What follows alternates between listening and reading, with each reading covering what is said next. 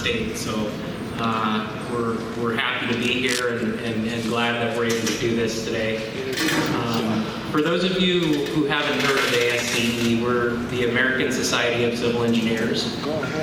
We're the oldest engineering society in the United States. We were founded in 1852, and we have over 150,000 members worldwide in 177 countries.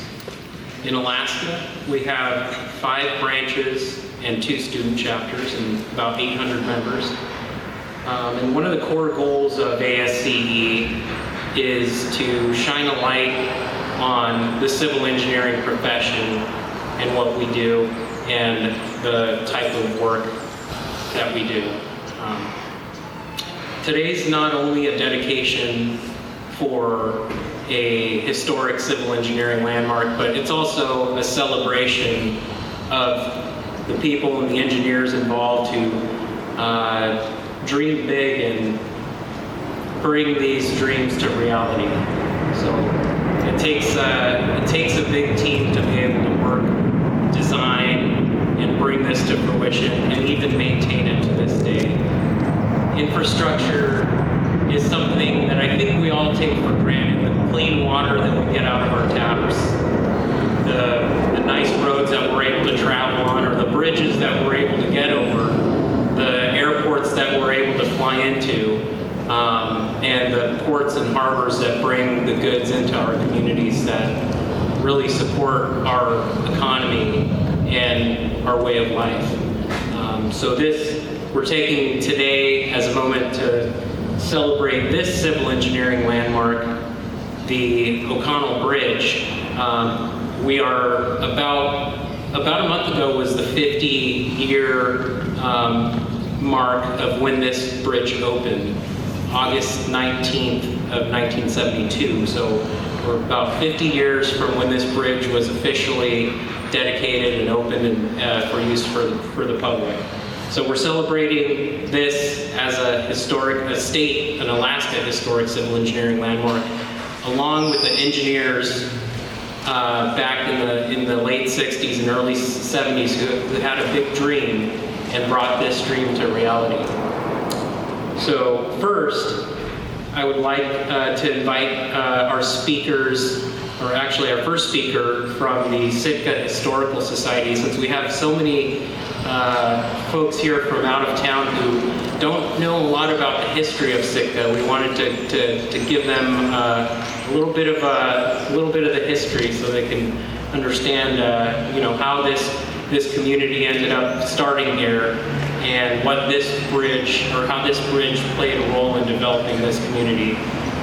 So first, I would like to invite Nicole Fiorina up to the front to give us a little talk on the history of Sitka.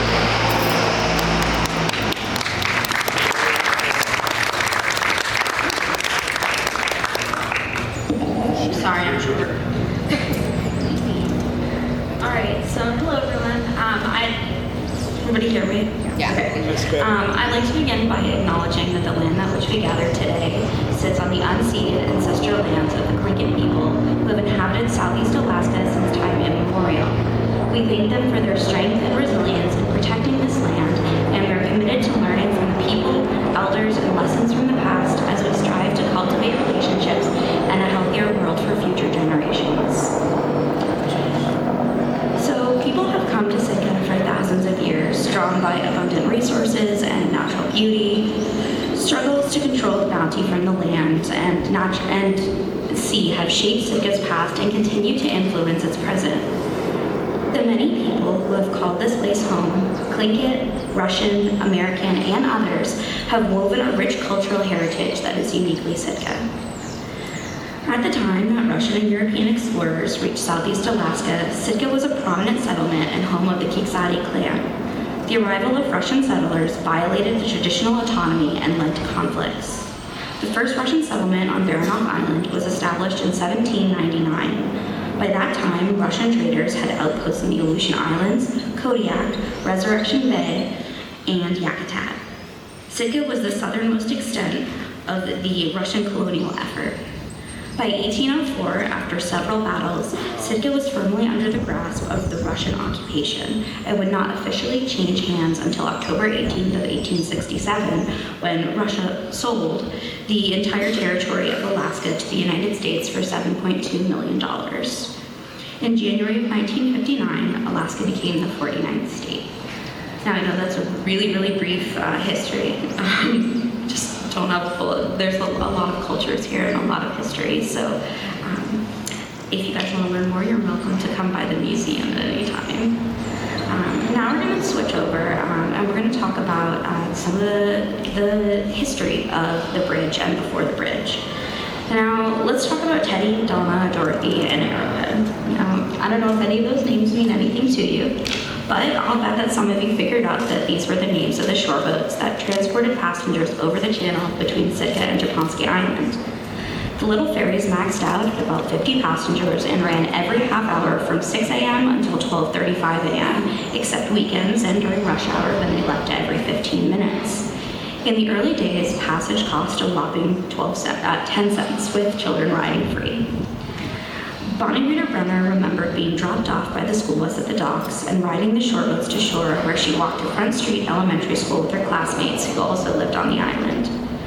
Now, what some Sitkans loved and later missed most about the shore boats were the dockside waits and the 2.5-minute excursion, because it gave friends a quick opportunity to socialize and catch up on each other's lives. Many of the former riders who Marcia Stern interviewed remarked on how much they enjoyed this mode of community transit.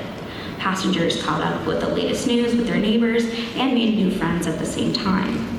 Marcia tells us that as the bridge was being built, some Sitkans lamented its construction, knowing that their way of life was about to change. On the Japonski side of the landing, buses awaited passengers to transport them to their homes and work in such places as Millerville, Charcoal Island, Alice Island, the JOQ, the BOQ, the MOQ, the FAA, and Surge Hospital, just to name a few. The more than 700 students living in the BIA dorms, Surge Hospital, and other employers took many jobs and services to support their endeavors.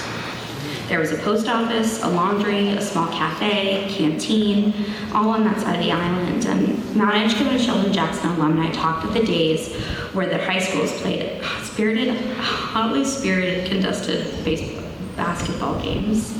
These intercity rivalries drew huge crowds, and one can imagine the lines and interactions that took place while fans were either waiting, coming, or going to the games.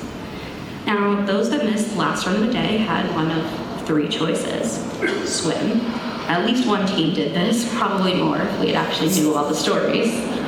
You could put up in a hotel, or you could stay with friends on their side of the channel until the boat started running the next morning. Now, as one can imagine, there are some humorous events associated with riding these shore boats. So here's a story of a man who couldn't win for losing. This gentleman, who was on the side of the Japonski side, realized it was getting a little late for him to catch the last boat across the channel, so he hustled down to the dock. Arriving out of breath, he saw the shore boat, which, appearing to him, looked to be pulling away from the dock and still relatively close. Now, sizing up the distance between him and the shore boats, the frantic fellow executed a perfect flying leap, barely making it on board, then hollering in triumph, landing on the deck, screaming, "I made it!" Well, the boat operator helped the excited man clarify the futility of his jump by nonchalantly retorting, "Oh, not really. I'm just tying up for the night." Now, with progress, we sometimes take a few steps backwards while taking big steps forward. Today, the O'Connell Bridge is a convenient link to Japonski and its sister islands and their services. However, many who huddle together on the decks of the shore boats miss the camaraderie and fellowship of this unique mode of transport that is now only a part of the community's memory. Now I'm going to hand things over to 2 of our museum board members, Board Member John Stein and Vice President Ernestine Massey, longtime Sitkans who have lots of memories about these shore boats, and I think they might have a fun story or 2 to share with you. Thank you.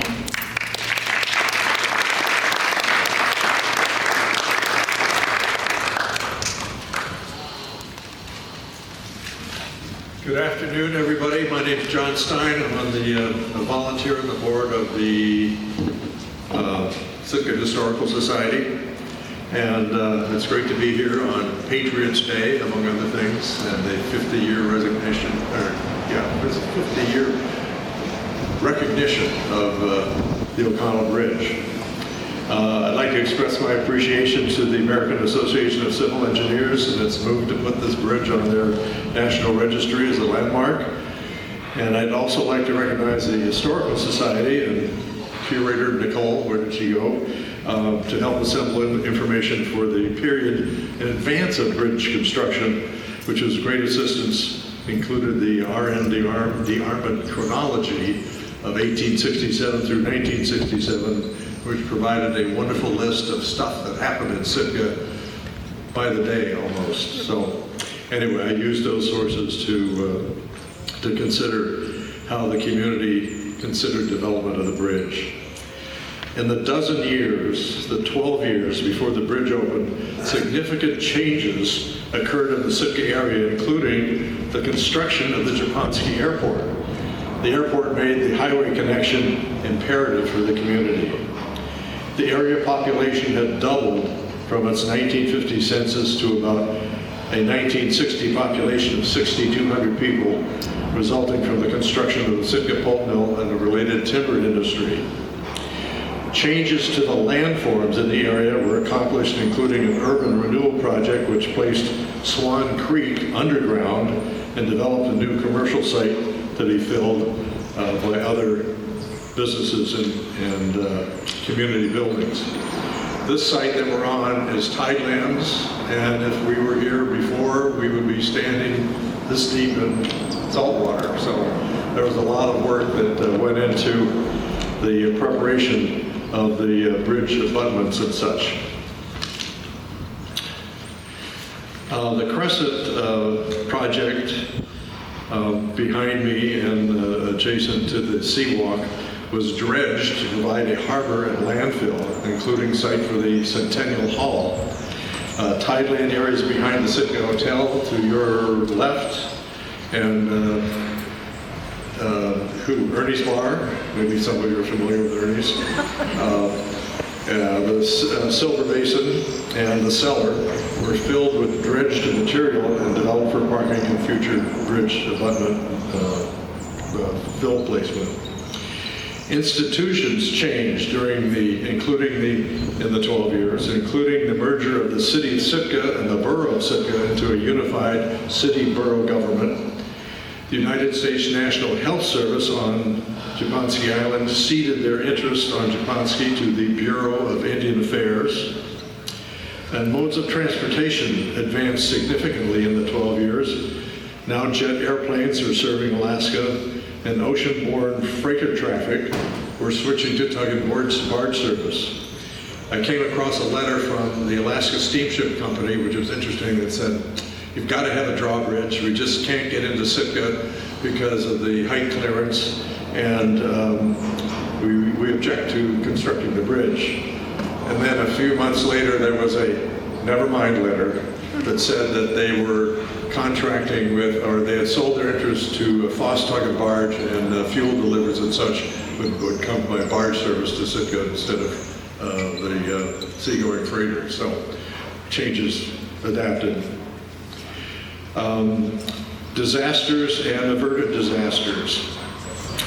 In the years before the bridge was constructed, the 1964 Great Alaska Earthquake occurred, and the disaster was averted here because natural situations, the tsunami wave, which was significant, arrived at a minus tide, and even though the wave was reportedly 16 feet, said so in the journal, no significant flooding occurred, but anchor facilities and commercial construction on the channel were damaged due to the intensive currents that came through the channel.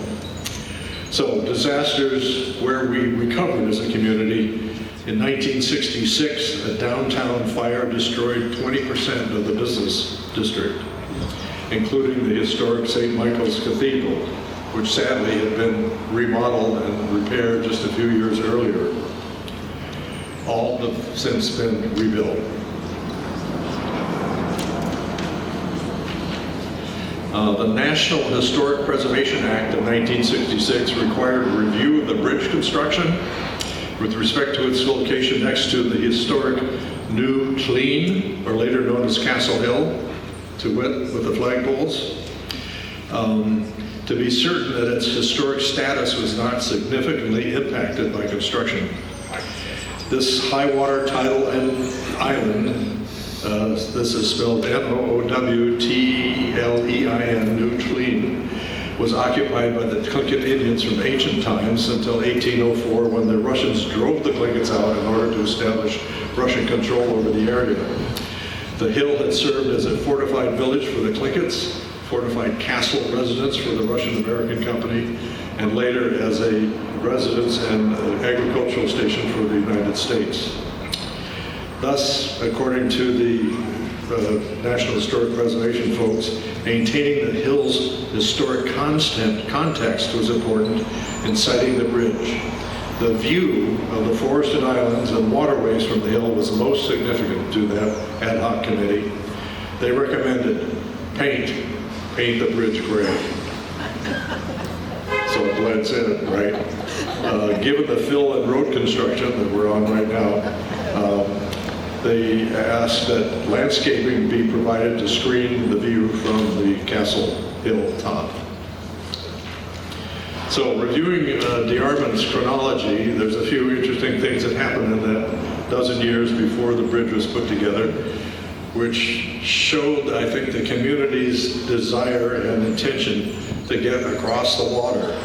And in 1960, the Swan Creek Urban Renewal Project was underway, which buried the creek and created new real estate, buildable real estate. And then of interest in the chronology, there was a 35-acre forest fire, if you can believe that, off of Sawmill Creek Road in the vicinity of the current post office. In 1961, Alaska Senator Bradshaw secured $300,000 for airport site acquisition on Japonski. In 1962, $2 million of federal funds approved for a 4,000-foot airfield. In 1963, the ferry Malaspina made its first visit to Sitka and ran up and down the channel, no bridge. In 1964, a $500,000 elementary school was funded for Alice Island to serve the families that were residing on the Japonski side. And Morrison Knudsen was awarded a $3.6 million bid for a 30 or 56-foot airport runway. In 1965, Totem Square Basin, over next to the fuel tanks, was dredged and the fill was placed on Harbor Island across the channel to be used for the bridge abutment.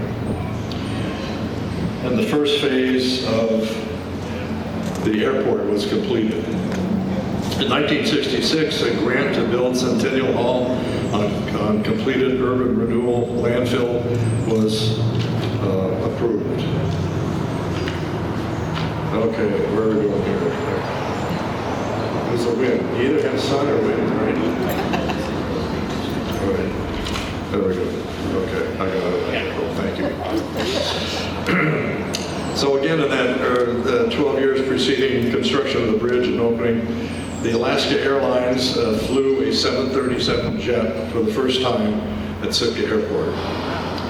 In 1968, the city airport $200,000 bond approved for a terminal building construction. In 1969, A&B Founders Plaque was dedicated on the Sheldon Jackson campus.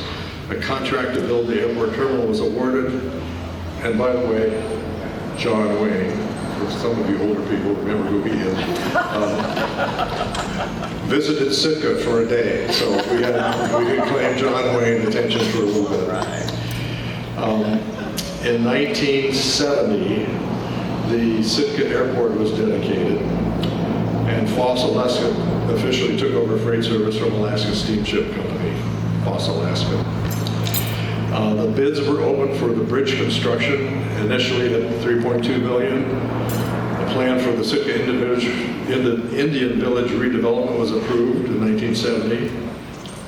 Then in 1971, the city council requested the bridge be named after the late Mayor John O'Connell, who had passed recently in the year previous, I think. And at the request of Alaska Airlines, and this is another, an adaptation that the community had to make. At the request of Alaska Airlines, the city prohibited vehicles and pedestrians from crossing the airport. Can you imagine such a thing? There's a park on the causeway, and at the time it was just fine to walk across the airport if you looked both ways. And up. So anyway, never mind that anymore. In 1972, $2.5 million was approved for extending the airport further. The U.S. Coast Guard announced plans for a new air station in Sitka to replace the one on Annette Island. John O'Connell Bridge was dedicated on August 19th and opened for traffic 2 weeks later. So that's my 12 years prior to bridge opening. And I guess I'm supposed to say a little something about the Rotary Club too. I can do that, right? Okay, so the Rotary Club, as you will discover shortly, installed a mount platform, a pedestal for recognizing the bridge, and there's a bronze plaque. So that will be uncovered. But we appreciate the club was given an opportunity to participate, and appreciate the American Society's providing the plaque. Rotary, if you do not know, is a service club supporting local and international aid and development projects. It's the club's pleasure to have been assistants to install the plaque, and providing engineering direction was our own engineer, Dan Jones, PE, Civil, and assisting with Sharon Bergman, Catherine Rogers, David Lamb, Paul Kraft, and myself. A good Saturday morning's work. Thank you all for coming.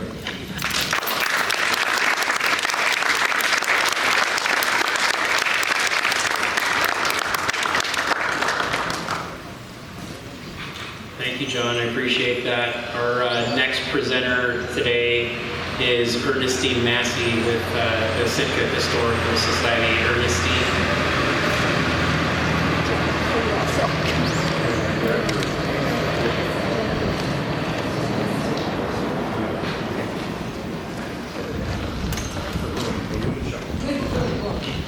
Well, I'll tell you what. I came prepared.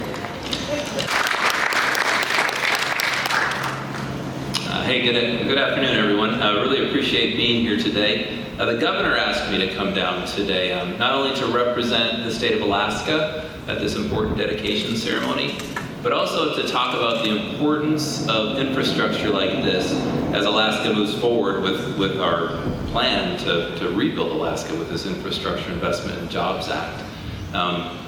I've been with the department for 22 years, and I love these kind of projects. There's so many stories, and whenever you work in the transportation world and you look around at everything that was built, there's stories everywhere. This project in particular, with the innovative design and the way that people thought about this back in 1972 when they built it, really is an example for us as a state, as the Department of Transportation, of how we want to move forward. This project really hit a lot of good marks that we're talking about today. It improves safety. Hearing the stories about people trying to swim across the channel, like, I'm not from Sitka, but that looks cold to me. So that's that. But also it's lasting. I mean, this bridge has been around for 50 years, and what I've been told is, it's going to be around for 50 more. This is a piece of infrastructure that lasts.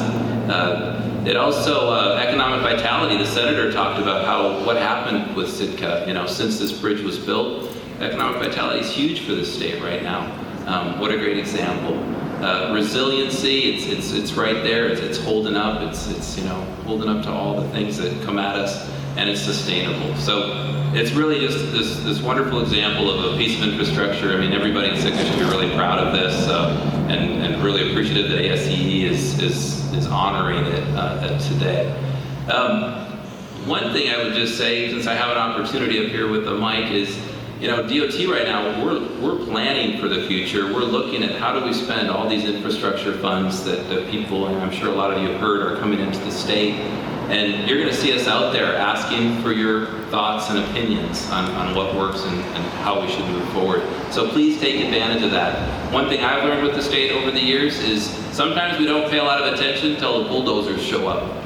But that's usually too late to plan. So yeah, take heed when you see those things coming. We're going to have a lot more tools to do things online and with technology and whatnot. But really important times, and just really happy to be invited here to do this today. So thank you.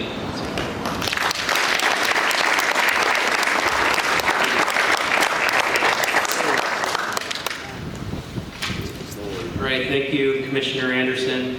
I appreciate the words there and you attending the ceremony here today. I've got an impromptu presenter here. And one of the agencies that kind of helped us in this process in the early days. Our next presenter today is from the City and Borough of Sitka. He's your mayor here, Mayor Stephen Eisenbeis.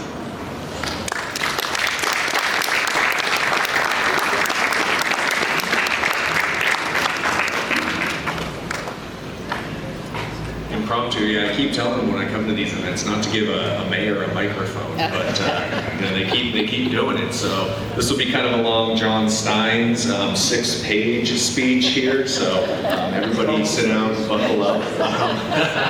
No, I think one of the best things about coming here today was my standing room only seat in the back, where I got to watch some of our valued Sitkans here up in the front laugh and reminisce about some events that I was not here for some of the shore boats and the events and the construction of this bridge. So that was really cool to watch, and I actually made a comment to the city administrator who's here as well and said, hey John, is that going to be us in 40 years, laughing and reminiscing about this as well? And I sincerely hope so. I sincerely hope that I'm around for the 100th year dedication of this bridge in another 50 years. I'll be in Sitka one way or another, I know that much, just perhaps not at the event. So, a couple things come to mind when I think of this bridge, and one of them obvious, and one of them not necessarily so obvious. And the not obvious, or the obvious one, is this bridge is in just about everybody's pictures. It's in one or more drawings that you've done in the past. This bridge really is a landmark to Sitka, and Sitkans really do gather around the image of this bridge. So I want to thank the people who spent some time to design it, thinking of the aesthetics of this as well, because it does blend in so well with our community that, in fact, it's a focal point on our new city seal, which was recently redesigned. So that's how important this bridge is to Sitkans, whether or not they think about it every day, which is my other less obvious point.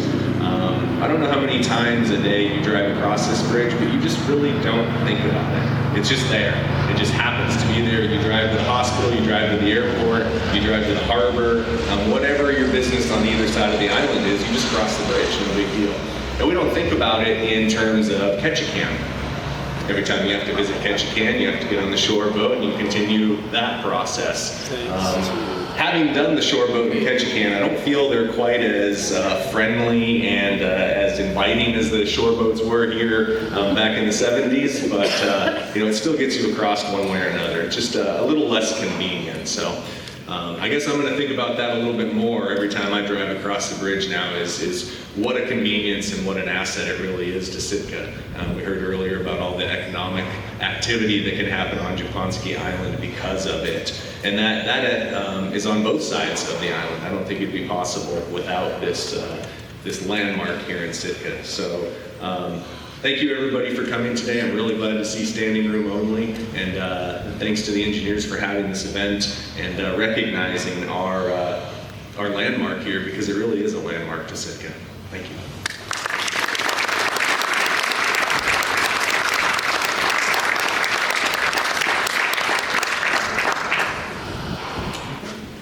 All right. Thank you, Mayor Eisenbeis, and that concludes our dedication ceremony today. But before I let everybody go, I just want to say a few thank yous. I'd like to thank the folks at ASCE, particularly Greg Kinney over here, and Carl Yucatil, who's the port director in Juneau and past ASCE Alaska section president, who really spent a number of hours with me on the phone and on virtual meetings with several folks to make sure we got here to this day today. I'd like to also recognize Dennis Nottingham again for putting the hard work and effort in getting this nomination over to ASCE so that we could recognize this bridge today. I'd like to also recognize DOT for helping us along with the process, and particularly Leslie Doherty with the bridge section in Juneau, who really helped push this along and get it going, and working with the right-of-way section to be able to install our plaque, which some folks here might have even helped with. And then I would also like to thank the Rotary Club for partnering with us in the installation of the plaque and helping plan out the event today, and the Historical Society for teaming up with us. And then I'd also like to recognize PND Engineers, who is a sponsor for the actual plaque that was installed. PND, if there's somebody here, I think I saw somebody here from PND, thank you. So that concludes our ceremony today. The plaque is down the walkway here. There's a landscaped area at the end of the street here, and we're gonna, it's covered right now, but we'll officially uncover the plaque and be able to take photos. So thank you all for coming, and if you'd like to view the plaque, follow us down the corner.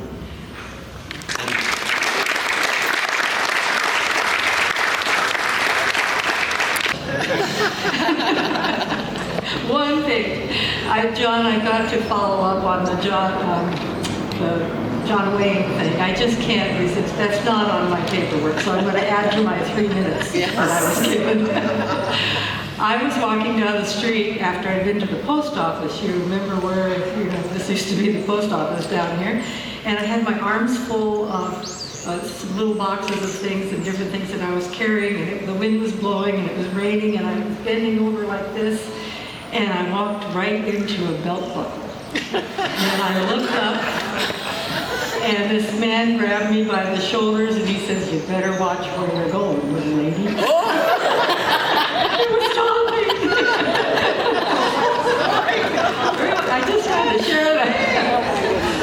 Well, anyway, I was supposed to share 3 minutes or less from some memories, and this is not historical so much as it's out of my memory, and I didn't do a lot of research because it's hard to dig that deep.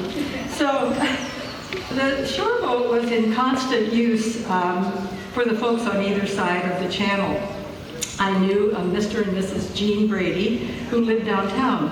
Mrs. Brady worked at the BIA school on Mount Edgecombe as a dormitory advisor. The couple owned 2 Scotty dogs. One was white and one was black, and their names were Salt and Pepper. Occasionally the 2 dogs would get out of the house and trot down to the shore boat, where they waited in line for the next ride. They'd ride across, and when the boat tied up, they would jump out and walk up the dock and get on the bus.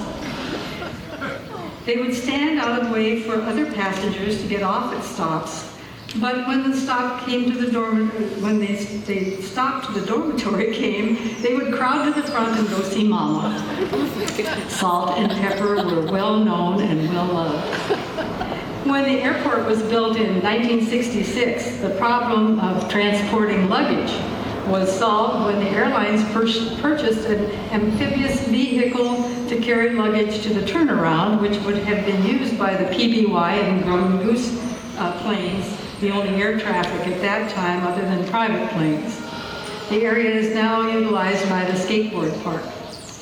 The vehicle, shaped somewhat like a gravy boat, would enter the water from one of the ramps on the other side and plow through the water to the turnaround and waddle itself up to the cement ramp where luggage was collected by passengers.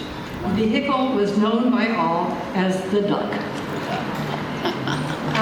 Finally, in 1972 came the day of the bridge opening and the cutting of the ribbon. Our family had been talking about the ribbon cutting for days. So there we were, standing close to the front. And it was just so crowded that it was really hard to see anything. My 6-year-old daughter, Pam, was holding tightly to my hand while she was pulling on me and looking around. And looking up at the cables on the bridge, she said, her eyes very wide, "Mama, if they cut those ribbons, the bridge will fall down."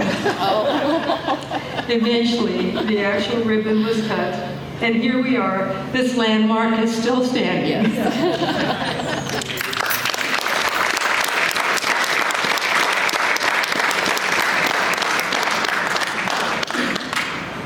Thank you, Ernestine. Thank you, John, and thank you, Nicole.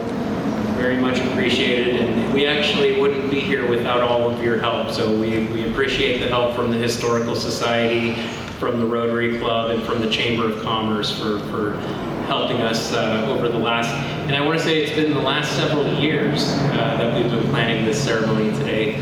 Larry reminded me that I forgot to introduce myself at the beginning of this ceremony. Sorry, presentation jitters, but my name is David Gamez, and I'm the past president for the ASCE Alaska section.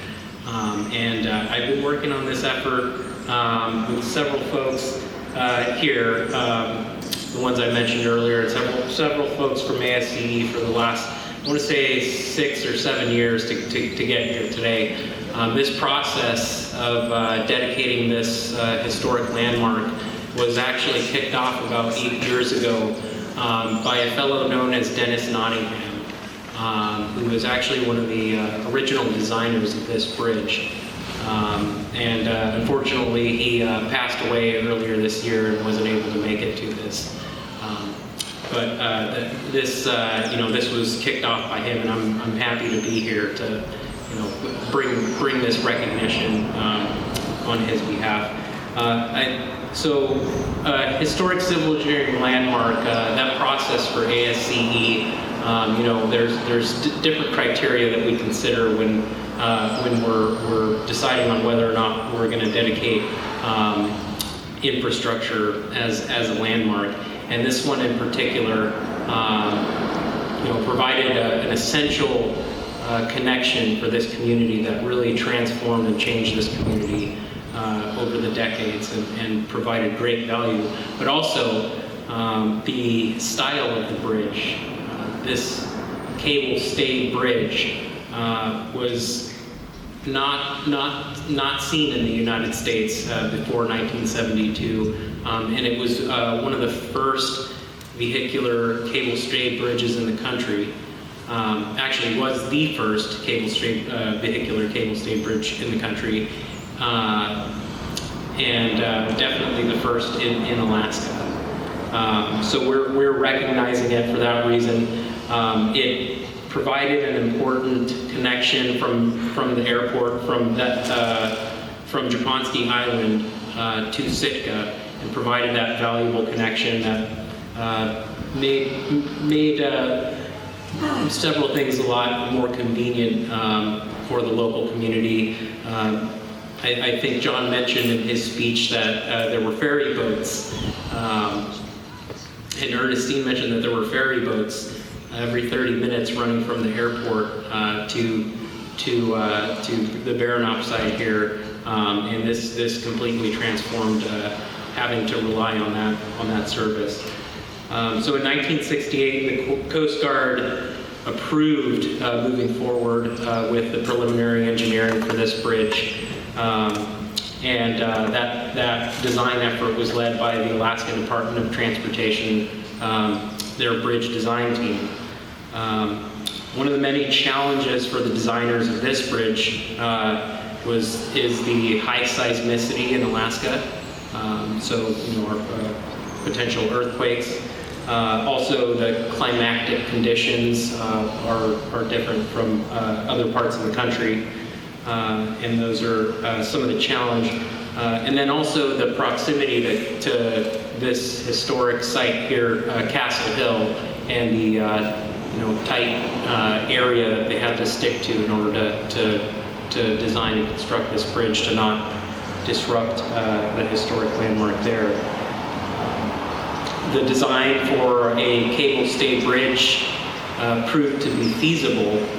It hadn't been done in the state before. The designers had worked through the design, proved out that it could work, and it was structurally feasible. This bridge was actually one of the first to be analyzed by computer.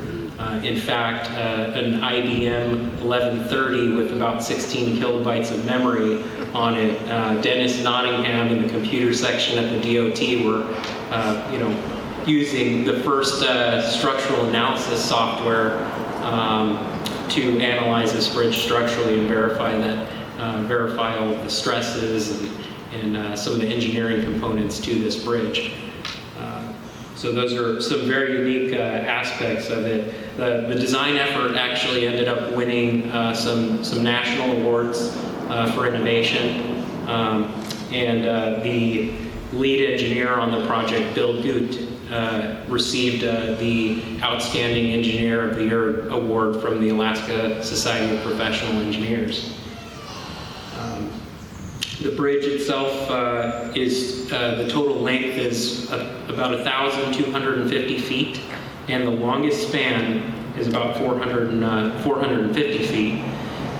A few of the long list of people who got to work on the design of this project that I'd like to recognize are Roy Paratrovich Jr., who was the design squad chief for the design of this bridge. Bill Goot, as I mentioned, he was the lead engineer and in charge of putting the plans together for construction.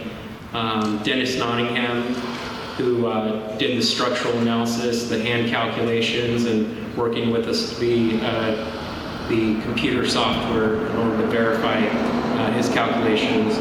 And Fred Coles, who was the chief of the computer section, the young computer section at the DOT at the time, who spent tireless hours with Dennis working in a software called Stress. And I imagine they were stressed out when they were plugging in these calculations in the computer. And also Robert Beardsley, who was the commissioner of highways in the early stages of the design, and Bruce Campbell, who was the commissioner of highways during the late phases of design and construction. And then also the Associated Engineers and Contractors Incorporated, who was the construction contractor responsible for building, bringing that design to life. I wanted to recognize those folks. I wanted to take a moment here. Is Lori Nottingham in attendance today? Okay, I knew Lori had tentatively planned to be here today. I wanted to give her a chance to say a few words on behalf of Dennis, but it doesn't look like she's here today. Okay, so the next speaker on our agenda here today is a semi-retired water resources engineer, and he's been an active member with ASCE since 1979. He's our regional director for ASCE that oversees 9 states and 4 Canadian provinces. I'd like to welcome up Larry Magura.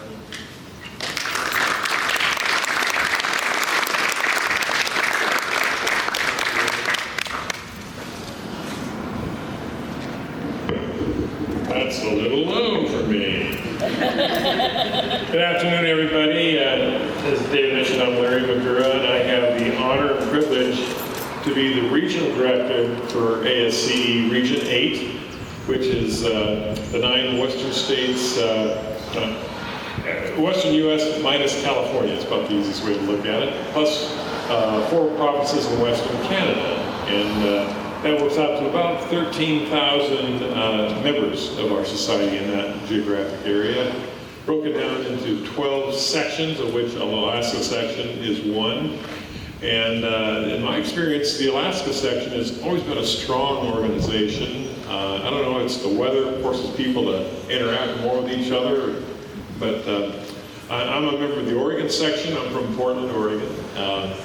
And I get up here occasionally. It's always a delightful time. And boy, the weather, the no rain dance really worked. And this is wonderful to be here today.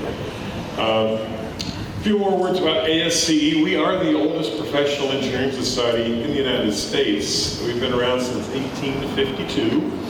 We were founded in New York City by about a dozen engineers who got together, and obviously we've grown a great deal since then.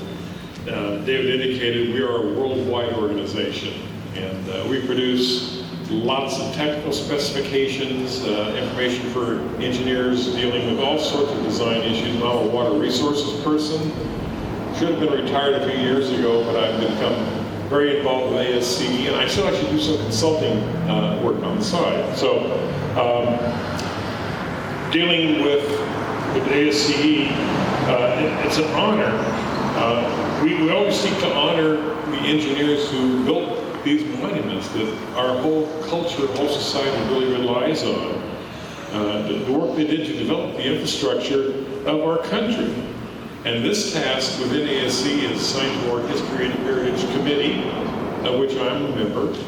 And they serve as the clearinghouse for projects that are considered for landmark designation status.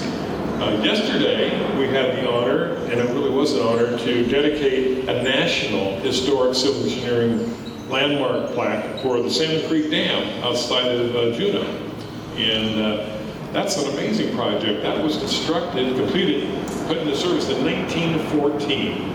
And it was the world's first constant radius, thin shell concrete dam.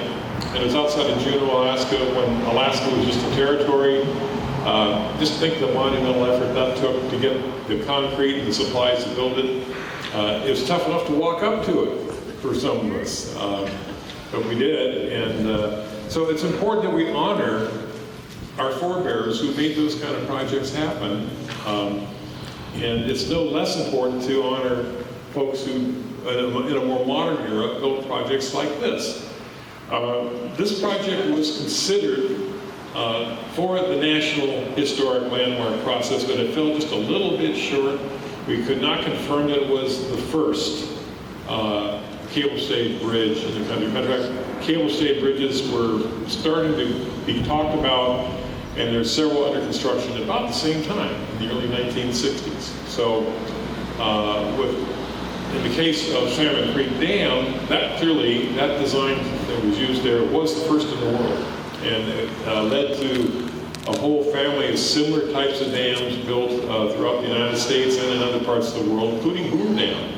Our direct descendants, we can trace them back to the decisions and the concepts that were first employed at Salmon Creek Dam. So pat yourselves on the back, Canadian, Alaskans. That's quite a feat.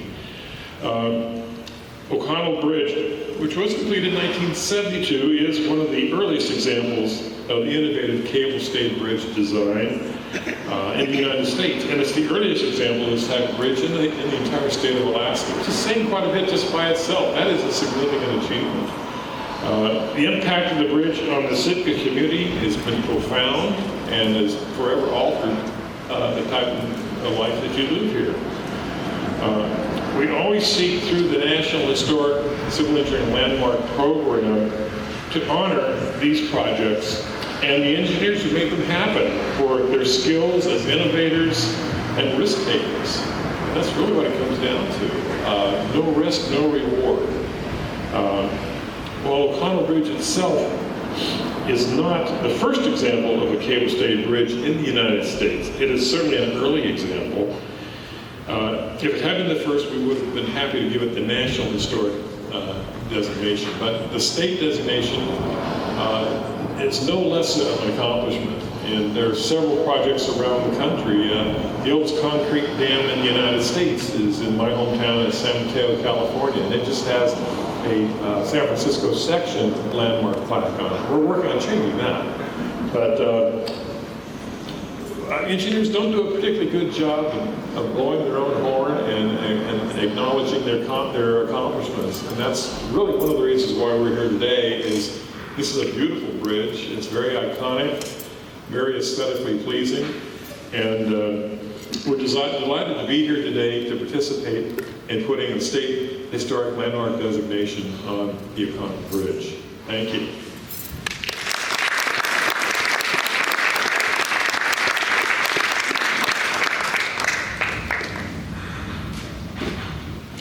Thank you, Larry. Appreciate the words there. Next, I would like to bring up our next presenter. He's a fourth-generation Alaskan and a long time in public service for Sitka and for the state. And our state senator for District R, I'd like to welcome Senator Bert Stedman.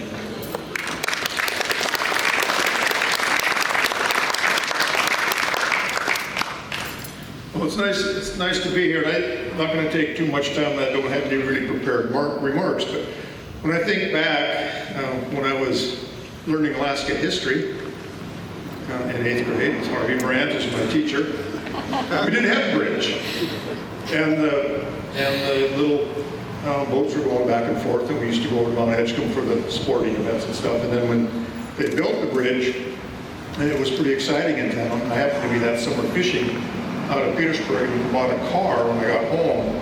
So once it got shipped up, I got to drive over this bridge, and that was a couple months after it was built, of course. But it was a big thing for the kids at the time to be able to drive over to Edgecombe and back. And I think the police stayed over here, so we kind of enjoyed that until they figured it out.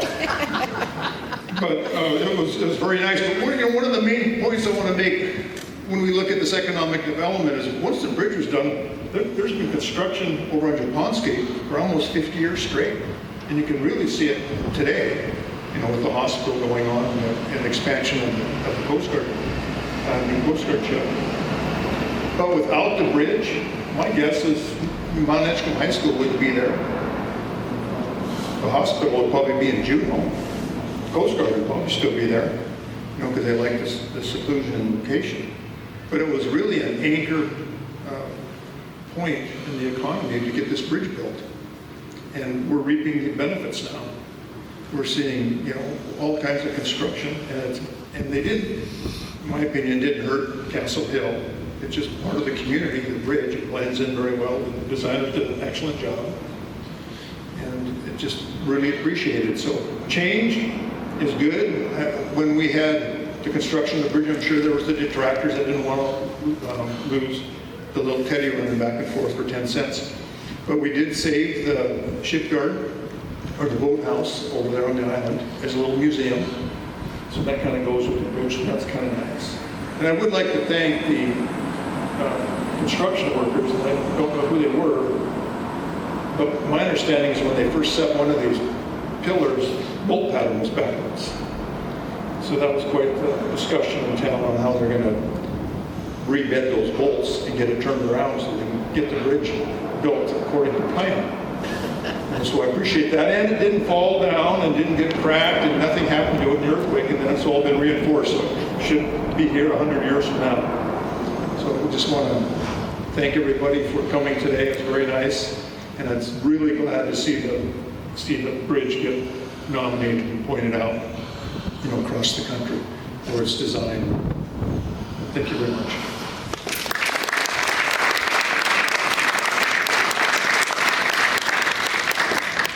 Thank you, Senator Stedman. Our next presenter has spent over 20 years with the Department of Transportation. If you don't know, this bridge is owned and maintained by the state and the DOT, and they do regular maintenance and inspections of this bridge. So our next presenter today is the Commissioner of the Department of Transportation and Public Facilities, Ryan Anderson.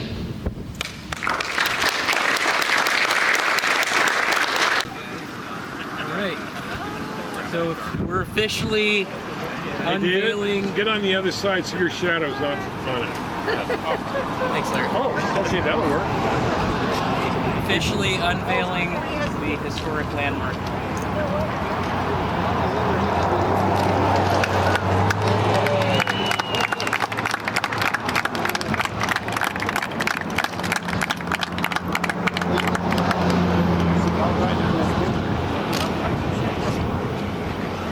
All right. Good job. Thanks, everybody. Nice looking plaque.